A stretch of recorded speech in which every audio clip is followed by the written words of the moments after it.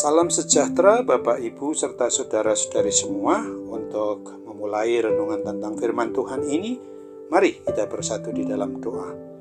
Tuhan Allah Bapa di sorga yang memelihara hati, akal, dan pikiran kami umat manusia, berfirmanlah kepada kami, sebab kami bersedia untuk mendengar. Dan atas pertolongan Roh Kudus kami andalkan sepenuhnya untuk melakukan firman-Mu itu dalam hidup kami sehari-hari. Dalam nama Tuhan Yesus kami bermohon kepadamu. Amin.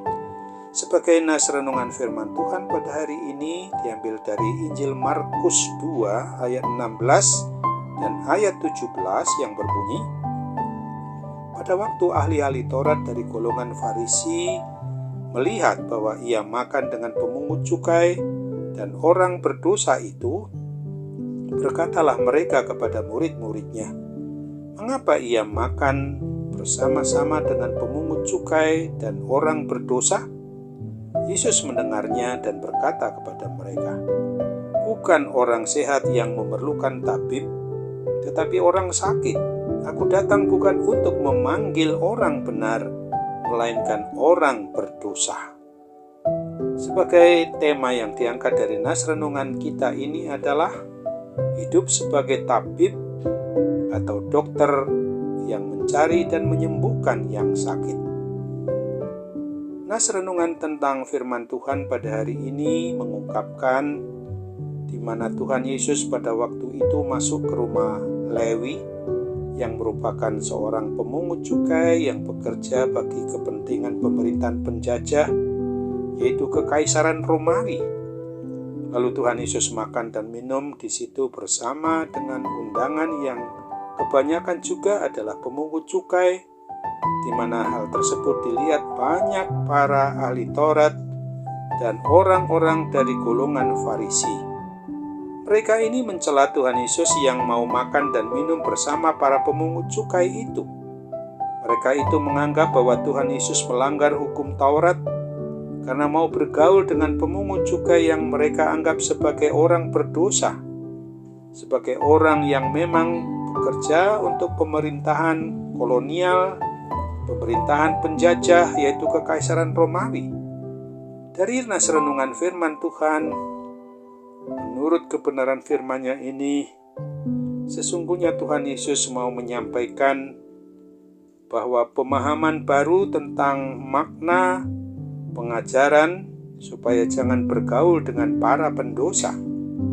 Sesungguhnya yang Tuhan larang itu adalah agar kita jangan larut di dalam pergaulan yang bebas, yang mengabaikan hukum-hukum maupun perintah-perintah Tuhan Allah Bapa kita, dan juga supaya jangan terbawa kepada arus orang-orang yang berbuat dosa, yang begitu saja mau meniadakan maupun melanggar seluruh perintah ataupun hukum-hukum Tuhan Allah Bapa dengan melakukan perbuatan kejahatan dan turut beribadah pula kepada dewa-dewi atau berhala-berhala yang adalah kekejian bagi Tuhan Allah Bapa kita itu sendiri. Tuhan Yesus justru mengajarkan dan mengajak kita sebagai pribadi maupun keluarga orang yang beriman percaya kepadanya, bahwa ketika kita beraktivitas di dalam pergaulan hidup kita di tengah masyarakat, bangsa, dan negara kita, di mana mau selalu berusaha untuk memenangkan orang-orang yang berdosa, supaya mereka jangan larut dalam keberdosaannya sehingga mati masuk neraka, tetapi supaya mereka kita ajak bertobat kembali untuk boleh taat setia beribadah hanya kepada Tuhan Allah yang hidup, yang bisa kita kenali di dalam Yesus Kristus dan di dalam persekutuan Roh Kudus Allah yang esa satu-satunya itu.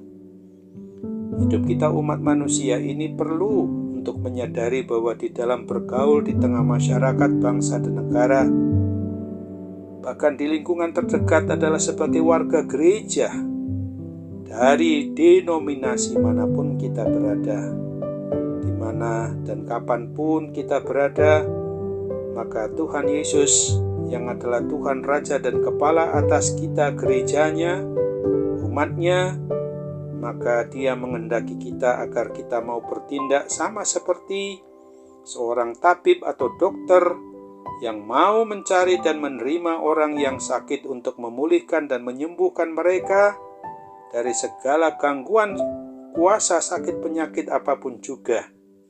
Sebab apabila dokter atau tabib itu hanya bergaul dengan orang-orang sehat, maka keberadaannya secara pasti kurang berfungsi, karena tidak akan mampu dirinya itu dipakai oleh Tuhan Yesus guna memulihkan dan menyembuhkan orang-orang yang sakit jasmani, terlebih-lebih sakit penyakit rohani.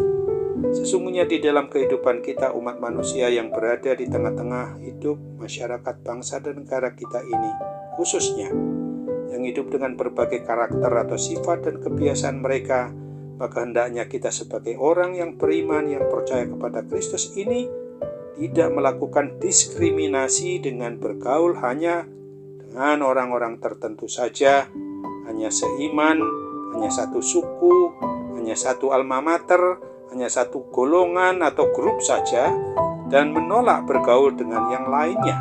Sesungguhnya kita oleh pertolongan Roh Kudus pasti akan dimampukan olehnya agar kita bergaul dengan siapapun juga, supaya kita dapat menyatakan firman Tuhan Yesus Kristus itu, bahwa hidup kita ini adalah sebagai garam atau terang dunia yang akan dipakai oleh Roh Kudus untuk memenangkan orang banyak, agar mereka bersama dengan kita memperlakukan, mewujud nyatakan kebenaran firman Tuhan, meninggalkan perbuatan-perbuatan dosa yang penuh celah di hadapan Tuhan Yesus, supaya semua orang mau mengikuti kita, bersedia menyembah, memuji, dan memuliakan nama Tuhan Yesus Kristus, satu-satunya yang adalah Allah yang jadi manusia.